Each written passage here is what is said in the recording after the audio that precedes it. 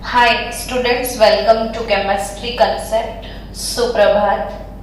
DNA F વિભાગના તત્વો એમાં જે આપણો ટોપિક હતો 8.3.5 ટોપિક છે M+2 / M પ્રમાણિત વિદ્યુત ધ્રુવ પોટેન્શિયલના વલણો. પ્રમાણિત વિદ્યુત ધ્રુવ પોટેન્શિયલ ના વલણો. આ ટોપિક આપણે ગયા લેક્ચરમાં શીખવાડ્યો છે ને ગયા લેક્ચરમાં બાળકો તમને બહુ જ ડિટેલમાં મેં એ શીખવાડ્યું છે કે આ વિદ્યુત ધ્રુવ એટલે શું, વિદ્યુત ધ્રુવ પોટેન્શિયલ એટલે શું, એનો સિમ્બોલ છે E0 M+2 / M અથવા E0 M / M+2 આ રીતે રિપ્રેઝન્ટ કરે. આ રીતે લખ્યું હોય તો આ કયો પોટેન્શિયલ ગણાય? M+2 / M લખ્યું હોય તો M+2 / M ક્યારે બને? તો M+2 બે ઇલેક્ટ્રોન મેળવે ત્યારે M બને. આ કઈ પ્રક્રિયા થઈ કહેવાય? ગુમાવેલો. આ શું કર્યું છે? ગુમાવ્યો છે કે મેળવ્યો છે? મેળવ્યો છે ને. તો કઈ પ્રક્રિયા થઈ? રિડક્શન. તો આ પોટેન્શિયલ ને આપણે કયો કહીએ છીએ? રિડક્શન પોટેન્શિયલ કહીએ છીએ. ને આ M / M+2 નો મતલબ શું થાય? M માંથી M+2 બનવાનું છે અને એ બે ઇલેક્ટ્રોન ગુમાવશે. આ પ્રક્રિયા કઈ કહેવાય? ઓક્સિડેશન એવું કહેવાય. તો આ પ્રક્રિયા કઈ છે? રિડક્શન. ને આ પ્રક્રિયા કઈ છે? ઓક્સિડેશન. તો ઓક્સિડેશન આવી રીતે વર્ણન કર્યું હોય E0 M+2 / M તો એ રિડક્શન પોટેન્શિયલ કહેવાય. ને આ રીતે લખ્યો હોય તો કયો કહેવાય? Oxidation potential. ને બંનેની વેલ્યુ સેમ હોય પણ જો ઓક્સિડેશનની વેલ્યુ પોઝિટિવ હોય તો રિડક્શનની નેગેટિવ હોય. હવે ગઈકાલની ડિસ્કશનમાં આપણે ચર્ચા કરી ચૂક્યા છીએ વિદ્યુત ધ્રુવ પોટેન્શિયલ પર, અને આ વિદ્યુત ધ્રુવ પોટેન્શિયલ કેવી રીતે શોધવામાં આવે છે એ પણ મેં ગયા લેક્ચરમાં શીખવાડ્યું છે, પણ થોડુંક રિવિઝન કરી લઈએ. બરાબર? તો એ કેવી રીતે શોધવામાં આવે છે આ પ્રશ્ન તમને થતો હશે. હવે ભણાવ્યું જ છે તો રુદ્ર ચલ બોલ કેવી રીતે શોધવાનું હોય છે, યાદ કરાવ. બે રીત હોય છે, સરવાળોની રીત હોય છે. હા, બે રીત હતી. એમાંની પહેલી રીત શું હતી? જો કે કોઈ પણ ધાતુ છે એને ઘન અવસ્થામાંથી પહેલા કઈ અવસ્થામાં લઈ જવામાં આવે છે? વાયુ અવસ્થામાં. ઘન અવસ્થામાંથી કઈ અવસ્થામાં લઈ જવામાં આવે છે? વાયુ અવસ્થામાં. પછી વાયુ અવસ્થામાં એ શું કરે છે બોલો? તો એ ઇલેક્ટ્રોન ગુમાવે. આ પ્રક્રિયાને શું કહેવાય? ઇલેક્ટ્રોન ગુમાવવાની પ્રક્રિયાને શું કહેવાય? આયનીકરણ. આ ઉર્ધ્વપાતન. એનું જ બીજું નામ છે પરમાણવીયકરણ, પર્ટિક્યુલર આ રિએક્શન માટે. ને પછી શું કર્યું હતું આપણે? M+ ગેસ એને પાણીમાં નાખો તો M+ એક્વિયસ. ને આ ઘટનાને શું કહેતા હતા? જલીયકરણ. આટલું કહેતા હતા. ટૂંકમાં ત્રણ પ્રક્રિયા માટે ત્રણ પ્રકારની એન્થાલ્પી લાગે. ઉર્ધ્વપાતનની પ્રક્રિયા માટે સબ્લિમેશન એન્થાલ્પી, આયનીકરણની પ્રક્રિયા માટે આયોનાઇઝેશન એન્થાલ્પી, ને જલીયકરણની પ્રક્રિયા માટે હાઇડ્રેશન એન્થાલ્પી. આવું થાય. આ સબ્લિમેશન એન્થાલ્પી, આ આયનીકરણ એન્થાલ્પી અને આ હાઇડ્રેશન એન્થાલ્પી. હવે આ ત્રણે ત્રણનો મેં શું કરું? સરવાળો. એટલે આ કટ થઈ ગયું, આ કટ થઈ ગયું. શું મળ્યું તમને? મેટલ સોલિડ થી શું મળ્યું? મેટલ પ્લસ એક્વિયસ મળ્યું. ને આ પ્રક્રિયા માટેનો ડેલ્ટા એચ ટોટલ તમને મળશે. તો કેવી રીતે મળે? તો આના ત્રણે ત્રણનો શું કરવો પડે? સરવાળો. ડેલ્ટા રિએક્શન ટોટલ કેવી રીતે મળશે?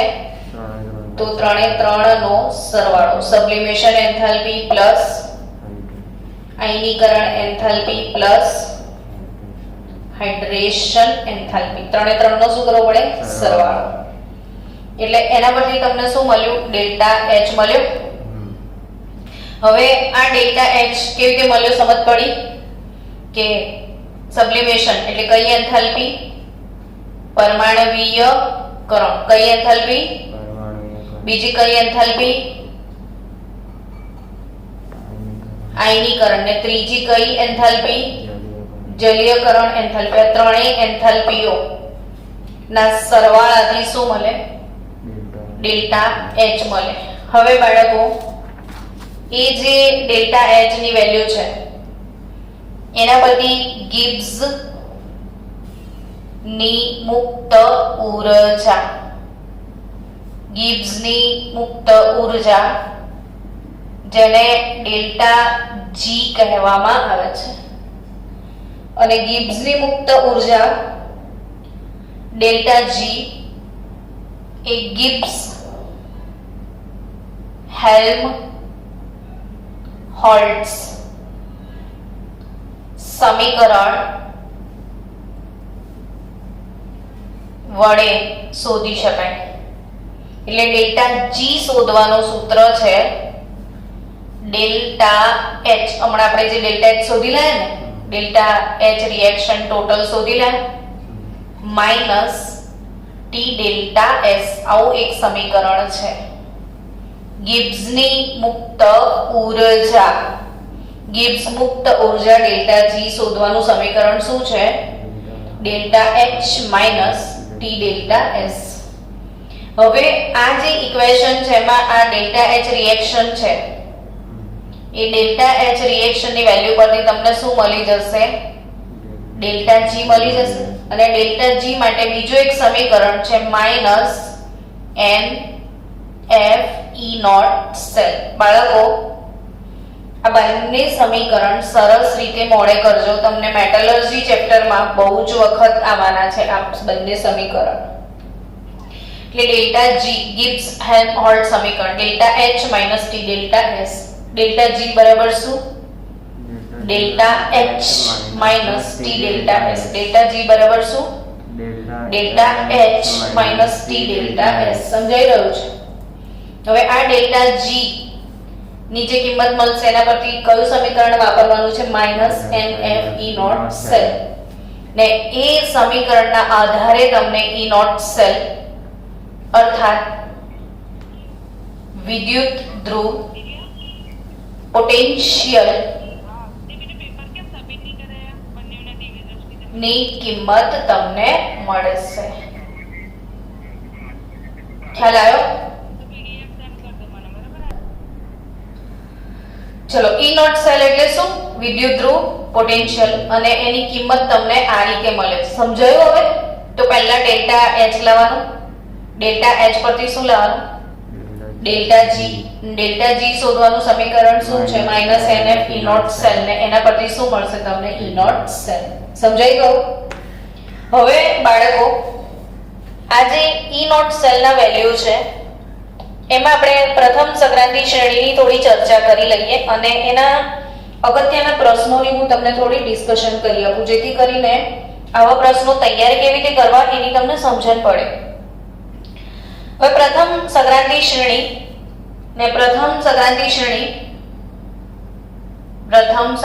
શ્રેણી એટલે 3D શ્રેણી થાય. ને આ 3D શ્રેણીમાં જેટલા પણ તત્વો છે જેમ કે શક્તિ, પછી શું આવે VCR પર મને ફેંકો, પછી નિકુંજ દેખાશે. આવું થાય. હવે આ તમામના પોટેન્શિયલની વાત કરીએ. હું કયા પોટેન્શિયલની વાત કરું છું? M+2/m ની વાત કરું છું. રિડક્શન પોટેન્શિયલની વાત. બધાના કયા પોટેન્શિયલની વાત? રિડક્શન પોટેન્શિયલની વાત. હવે રિડક્શન પોટેન્શિયલની વાત કરીએ કે M+2/m, તો એ રિડક્શન પોટેન્શિયલ સ્કેન્ડિયમનો તો બહુ જ લો છે, એટલે આપણે ગણતા જ નથી. ટિટેનિયમનો પણ આપણે ગણતા નથી. વેનેડિયમથી તમારી બુકમાં આપેલો હશે. આનો છે -1.18. ક્રોમિયમનો છે -0.91. તમને એમ થશે કે આ બધી કિંમતો અમારે યાદ રાખવાની છે, તો ના, યાદ નથી રાખવાની. પણ આપણે જોઈએ નહીં ને તો સમજણ બી ના પડે ને ટોપિકમાં. કોબાલ્ટની -0.28 છે. નિકલ અને કોપર, નિકલની -0.25 વોલ્ટ છે. આ બધી વોલ્ટમાં છે વેલ્યુ. અને કોપરની +0.34 વોલ્ટ. હવે તમે શું નોટ ડાઉન કર્યું કે દરેકની કિંમત અલગ અલગ છે. કોઈ ટ્રેન્ડ જોવા નહીં મળતો, વધે છે, ઘટે છે, કોઈ વધી જાય છે, કોઈ ઘટી જાય છે, કશું પણ રેન્ડમ. ટૂંકમાં દરેકના પોટેન્શિયલમાં તમને શું જોવા મળ્યું? અનિયમિતતા જોવા મળી. બરાબર છે. આ ટોપિકો મને ધીરે ધીરે સમજાવે છે. ભલે એક ટોપિક પર આપણે 3 લેક્ચર કેમ ના બને, પણ દિલથી સમજો ટોપિકને તો મજા આવશે. નહીં તો ઉચ્ચક તો આ ચેપ્ટર તમને બહુ જ ટફ લાગશે. પ્લસ તમે યોગીમાં કે જેમાંથી પ્રકરણ મોડે કરવા બેસશો એટલે તમને ટેન્શન થઈ જશે કે આ શું કહે છે, કઈ સમજણ નથી પડતી. એટલે જ આ સામે પુત્રને બેસાડીને એને જ્યાં સુધી સમજણ ના પડે ત્યાં સુધી સમજાવવાનો ટ્રાય કરું છું. એટલે એ બાને સ્ટુડન્ટ તમને પણ ફાયદો થશે. તમે થોડુંક પોતાની જાતને પણ આની અંદર ઇન્વોલ્વ કરજો તો જ સમજમાં આવશે. મેં શું લખ્યું છે આ રુદ્ર? M+2/m વિદ્યુત ધ્રુવ પોટેન્શિયલના આ બધાના મૂલ્યો. હવે ત્યાં બધામાં શું નોટિસ કર્યું? તે કંઈક વિચિત્ર નોટિસ કર્યું હોય તો મને કહે. બધા એક તો અલગ અલગ છે, પણ તે જોયું બધાના ઋણ છે ને. ખાલી કોપરનું ધન છે. કોનું ધન છે? કોપર. તો બધા કરતા ડિફરન્ટ કોનું નીકળ્યું? કોપરનું નીકળ્યું. એટલે પ્રશ્ન થાય ને, સહેજ તમને પ્રશ્ન થાય કે આવું કેમ? તો આપણે પ્રશ્નની ચર્ચા કરીએ કે જે કોપર છે એ કોપરનું જે મૂલ્ય છે E0 M+2/m. કોપરનું મૂલ્ય શું? E0 M+2/m મૂલ્ય એ ધન એટલે કે 0.34 છે. એવું કેમ થયું? તો તમને સમજાવી દઉં કે હમણાં જ આપણે ડિસ્કસ કરી કે કોપર આ બધી વેલ્યુઝ એના પર આધારિત રાખે છે. તો આપણે એમ કીધું કે પરમાણ્વીયકરણ એન્થાલ્પી, એક તો કઈ એન્થાલ્પી જોઈએ? પરમાણ્વીયકરણ એન્થાલ્પી. બીજું આયનીકરણ. હવે +2 છે એટલે પ્રથમ આયનીકરણ પણ આવે, દ્વિતીય આયનીકરણ પણ આવે, અને છેલ્લે જલીયકરણ એટલે હાઇડ્રેશન એન્થાલ્પીની વાત આવે. હવે કોપર જે છે બાળકો, એ કોપરની જે પરમાણ્વીયકરણ એન્થાલ્પી છે એ 339 કિલોજૂલ પર મોલ છે. એની પ્રથમ આયનીકરણ 745 છે, દ્વિતીય આયનીકરણ છે 1960, અને તૃતીય આયનીકરણ મતલબ એની જલીયકરણ એન્થાલ્પી છે -21. હવે વિચારો કે આપણે શું કરવાનું છે? તો કે બધી એન્થાલ્પીનો તો સરવાળો જ કરીશું ને.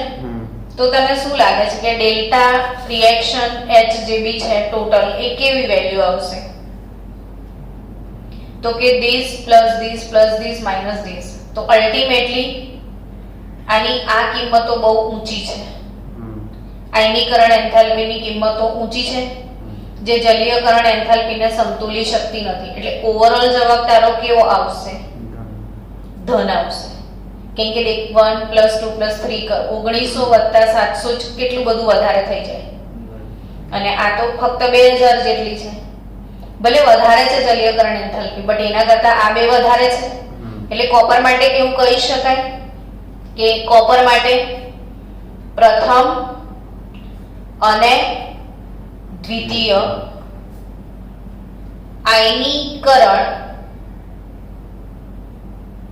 એન્થાલ્પી નું મૂલ્ય ખૂબ જ ઊંચું છે. શું કીધું મેં? કોપર માટે પ્રથમ અને દ્વિતીય આયનીકરણ એન્થાલ્પીનું મૂલ્ય ખૂબ જ ઊંચું છે. હવે કોપર માટે આ બંને વેલ્યુ ઊંચા હોય, જે જલીયકરણ એન્થાલ્પી ને સમતોલી શકતા નથી. બરાબર? એટલે ટૂંકમાં તમારો ડેલ્ટા એચ નો જવાબ આમાં કેવો આવશે? એમ કે વધુ ધન આવશે. આ બે વેલ્યુ ઊંચી થઈ ગઈ એટલે ડેલ્ટા એચ નો જવાબ ધન આવે. હવે ડેલ્ટા એચ પરથી શું મળે? Delta H minus T delta S. એટલે આ ધન, આ કિંમત ઊંચી, તો આ કિંમત પણ ઊંચી. એટલે ડેલ્ટા જી પણ કેવો આવે? ધન મૂલ્ય આવે. હવે ડેલ્ટા જી ધન આવે તો ડેલ્ટા જી બરાબર minus NF E nought cell કેવો આવે? બોલ. તો E નોટ સેલ કેવો આવશે? ઋણ આવશે. પણ મેં અહીં શું કીધું છે? ધન આવે છે. પણ બાળકો આપણે શું કરી રહ્યા છીએ? m થી m+2 ની વાત કરી રહ્યા છીએ. આપણે રિએક્શન શું લખ્યા હતા? m થી m ગેસ ગયા હતા. m ગેસ થી આયનીકરણ કર્યું હતું એટલે m+ માં. એટલે આ કયા પોટેન્શિયલ ની વાત છે? Oxidation potential. એટલે આનો oxidation potential E not m/m+2 જે છે એ ઋણ આવશે. તો ઓબ્વિયસલી m+2/m કેવો થઈ જશે? ધન થઈ જશે. તો અહીંયાનો જે ધન પોટેન્શિયલ આવવાનું કારણ શું છે? સમજાઈ રહ્યો છે? શું રીઝન છે ધન પોટેન્શિયલ આવવાનું કારણ?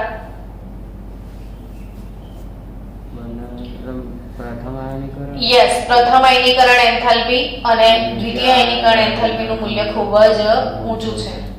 કોના કરતા? યસ. એટલે ઓવરઓલ ડેલ્ટા એચ કેવો આવશે?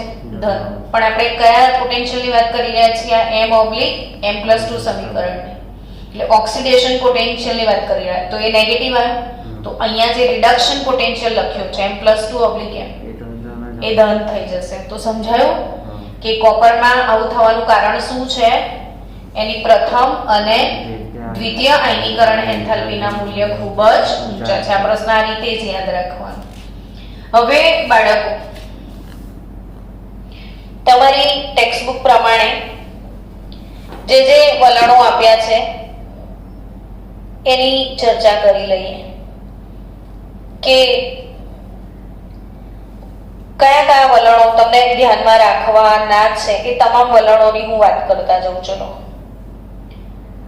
હજી આપણે ફક્ત m+2/m ની વાત કરીએ. કાલે આપણે વાત કરીશું કયા વલણોની? m+3/m. આ ફક્ત કયા વલણો છે? m+2/m ના વલણો છે. આપણે ધીરે ધીરે જ ભણીશું. આ ટોપિકમાં ઉતાવળ કરવા જેવી નથી, નહીં તો તકલીફ પડશે તમને. સો બાળકો, m+2/m એમાં કોપરનું મેં તમને સમજાવી દીધું. હવે બીજી એક વાત સમજીએ આમાં કે કોઈ પણ EMF શ્રેણી, આપણે EMF શ્રેણીની વાત કરી હતી. EMF શ્રેણીની વાત કરી હતી ગઈકાલે. તો પાછો તમને પ્રશ્ન થશે, આ શું ભણે? EMF શ્રેણી તમે કઈથી લઈ આવ્યા? હે ને? પણ મેં કાલે કીધું હતું કે વિદ્યુત ધ્રુવ પોટેન્શિયલ શોધવાની બીજી પણ રીત છે. કઈ રીત છે? તો કે પ્રમાણિત હાઇડ્રોજન વિદ્યુત ધ્રુવ. કયો વિદ્યુત ધ્રુવ? પ્રમાણિત હાઇડ્રોજન વિદ્યુત ધ્રુવ મૂકી દેવાનો અહીંયા બીજો કોઈ વિદ્યુત ધ્રુવ મૂકી દેવાનો જેની તમને કિંમત શોધવી છે. હાઇડ્રોજન એનોડ કેથોડ ગમે ત્યાં મુકાય. હવે આ બંનેને જોડી દો, બેટરી બનાવીને વચ્ચે શું મૂકી દો? પોટેન્શિયોમીટર. એટલે અહીંયા જે પોટેન્શિયલની વેલ્યુ આવે એ જે તે વિદ્યુત ધ્રુવની વેલ્યુ આવે. ને તમે જાણો છો કે હાઇડ્રોજનનો પ્રમાણિત વિદ્યુત ધ્રુવ H2/H+ ની કિંમત કેટલી છે? 0 વોલ્ટ. તો હાઇડ્રોજનની કેટલી છે? 0 વોલ્ટ. હવે પહેલી રીત સારી કે આ સારી? આ સારી. કેટલું સહેલું કામ, ડાયરેક્ટ જ આવી જાય. અહીંયા ઇલેક્ટ્રોડ મૂકો અને સીધો જવાબ. એટલે આપણે જ્યારે ત્યારે દરેકના વિદ્યુત ધ્રુવ પોટેન્શિયલ શોધીએ છીએ તો એ આ રીતથી જ શોધીએ છીએ. હવે આ લોકોએ શું કર્યું કે આ રીતથી જેટલા પણ પોટેન્શિયલ શોધ્યા હતા, વેઇટ કરજો 1 મિનિટ.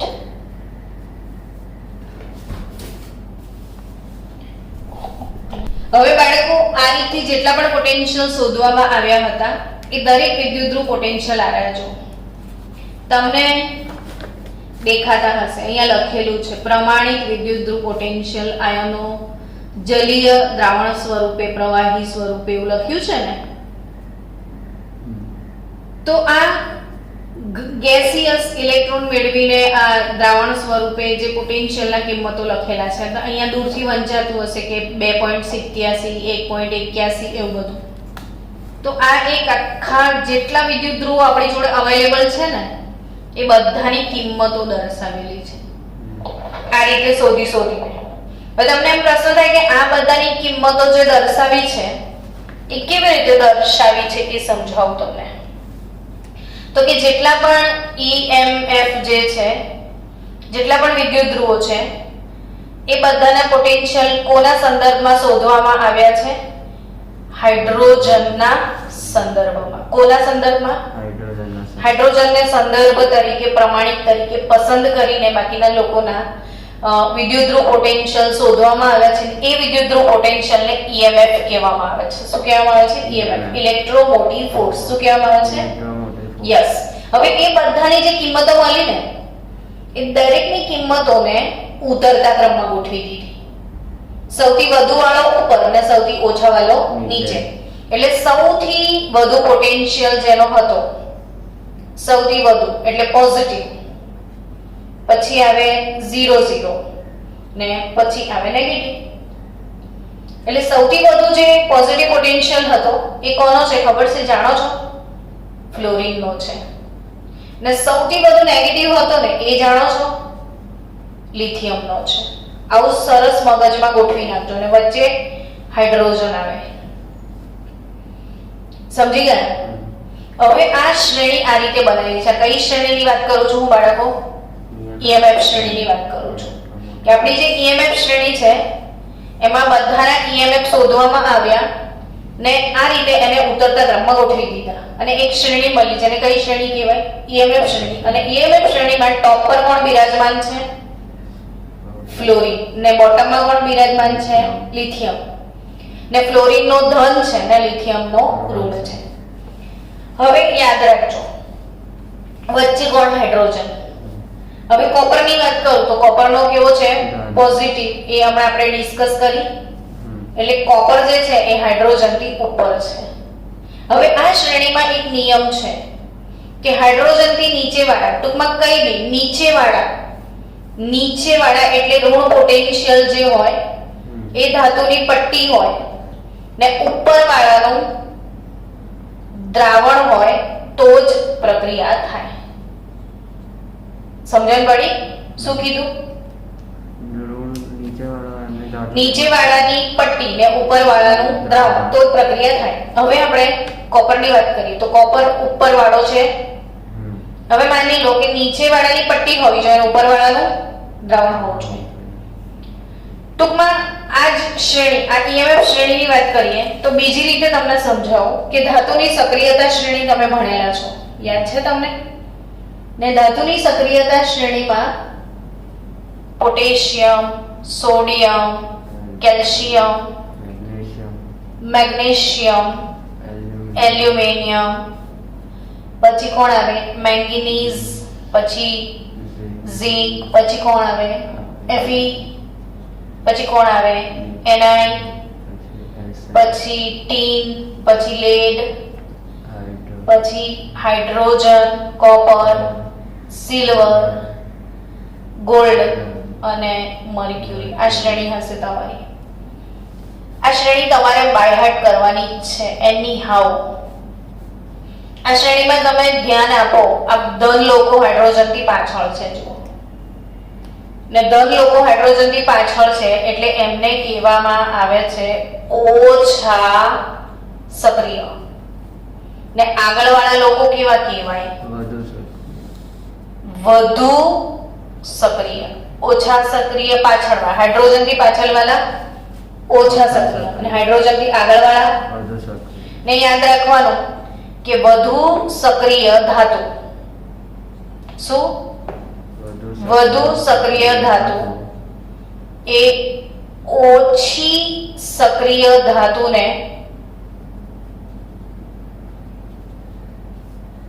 દ્રાવણમાંથી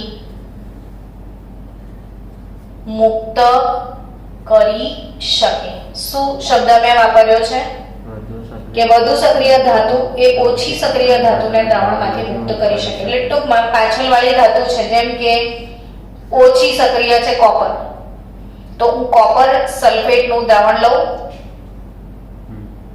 ને એમાં આગળવાળી વધુ સક્રિય ઝિંક ધાતુની પટ્ટીને નાખું. હા, તો તને ખબર પડી જ ગઈ કે ઝિંક અને કોપર સલ્ફેટ ઓછી સક્રિય પાછળવાળાનું દ્રાવણ છે, ઓછી સક્રિયનું દ્રાવણ છે ને વધુ સક્રિયની પટ્ટી છે, એટલે પ્રક્રિયા થશે જ થશે. એટલે શું થશે બોલો? તો ઝિંક સલ્ફેટ એટલે ઝિંક દ્રાવણમાં જતું રહેશે ઓગળી ઓગળીને, અને કોપર દ્રાવણમાંથી નીકળીને ઝિંકની પટ્ટી પર જમા થશે. સમજી ગયા? તો ક્યારે પ્રક્રિયા શક્ય બને? જ્યારે વધુ સક્રિય ધાતુની પટ્ટી હોય ને ઓછી સક્રિય ધાતુનું દ્રાવણ હોય. હવે તમારી બુકમાં આખો એક ટોપિક સમજાવ્યો છે ટેક્સ્ટબુક પ્રમાણે તમારી, કે ટેક્સ્ટબુકમાં wait for 1 minute, textbook topic 8.3.5 માં એક વસ્તુ સમજાવેલી છે. કયા ટોપિકની વાત કરું છું હું? હા, તો એમાં જો હાઇડ્રોજન વધુ સક્રિય છે ને કોપર. હવે હાઇડ્રોજનનું દ્રાવણ એટલે શું ખબર? દુનિયાનો કોઈ બી એસિડ. હાઇડ્રોજનનું દ્રાવણ એટલે શું? દુનિયાનો કોઈ બી એસિડ. હવે માની લો કોઈ બી એસિડ લઈ લો, HCl એસિડ લઈ લો ને એમાં કોપરની પટ્ટી નાખો, કે HCl એસિડ લઈને સિલ્વરની પટ્ટી નાખો, કે ગોલ્ડની પટ્ટી નાખો. અહીંયા સિલ્વર કે ગોલ્ડ કે એયુ આ બધા હાઇડ્રોજનથી પછીના છે. એટલે હવે અહીંયા સી ઊંધો થઈ ગયો. ઓછી સક્રિયની પટ્ટી ને વધુ સક્રિયનું દ્રાવણ, એટલે પ્રક્રિયા થશે જ નહીં. સમજ્યા તમે? એવું ને એવું જ રહેશે. કોપર વત્તા 2HCl ને આપણે ઉતાવળમાં એમ લખી આવીએ કે CuCl2 ને હાઇડ્રોજન ગેસ નીકળી જાય, CuCl2 ને હાઇડ્રોજન ગેસ છૂટો પડે, એ શક્ય નથી. એટલે જ આ પ્રશ્ન નીટમાં બહુ વાર પૂછાયો છે કે નીચેના પૈકી કઈ ધાતુ HCl અથવા એસિડ સાથે હાઇડ્રોજન વાયુ મુક્ત કરતી નથી? તો તમારો જવાબ શું આવે? Cu આવે, Ag આવે, Au આવે. સમજ પડી? એટલે એસિડમાં કોપર નાખો તો હાઇડ્રોજન વાયુ મુક્ત થાય નહીં. બાકી નિયમ છે, એસિડની વ્યાખ્યા છે કે એસિડ કોને કહેવાય? તો કે જે સક્રિય ધાતુ સાથે હાઇડ્રોજન વાયુ મુક્ત કરે. એસિડની શું વ્યાખ્યા છે? કે જે સક્રિય ધાતુ સાથે હાઇડ્રોજન વાયુ મુક્ત કરે. પણ આટલી ધાતુઓ ઓછી સક્રિય છે, સિલ્વર, કોપર ને ગોલ્ડ, ને જે હાઇડ્રોજન સાથે પ્રક્રિયા કરશે નહીં. તો આપણે આમાં યાદ રાખવા જેવી ખાસ વાત આ જ હતી કોપરની. તો કોપરની વાત તમે સમજી ચૂક્યા છો બાળકો. એ જ રીતે મેંગેનીઝ, નિકલ અને ઝિંક એના મૂલ્યો પણ ધાર્યા કરતા વધુ ઋણ છે. કોપરની વાત પતી ગઈ હવે આ શ્રેણીમાં. હવે કોની વાત છે? મેંગેનીઝ, નિકલ અને ઝિંક. હું કોની વાત કરું છું? મેંગેનીઝ, નિકલ અને ઝિંક એના મૂલ્યો સામાન્ય વલણ દ્વારા અપેક્ષિત મૂલ્યો કરતા વધુ ઋણ છે. જ્યારે કોપરના ધન છે ને આ લોકોના ઋણ છે, પણ ધાર્યા કરતા બી વધારે ઋણ છે. તો એના કારણ શું છે? કે એમની પ્રથમ અને દ્વિતીય આયનીકરણ એન્થાલ્પીના મૂલ્યો ઓછા છે. માટે નિકલની જલીયકરણ એન્થાલ્પી વધારે છે. નિકલની શું વધારે છે? જલીયકરણ એન્થાલ્પી બહુ વધારે છે. જ્યારે ઝિંકમાં કેવું છે કે પ્રથમ અને દ્વિતીય આયનીકરણ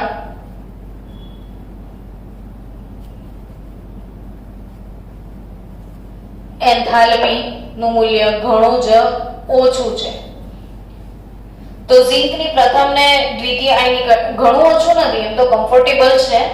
ઝિંકની આપી છે પ્રથમ ને દ્વિતીય આયનીકરણ, પણ એની પ્રથમ ઝિંકની આયનીકરણ એન્થાલ્પી તો ધેટ ઇઝ ઓકે કે વધારે છે, પણ ઝિંકની પરમાણ્વીયકરણ એન્થાલ્પી, ઝિંક નિકલની કઈ એન્થાલ્પી વધારે છે?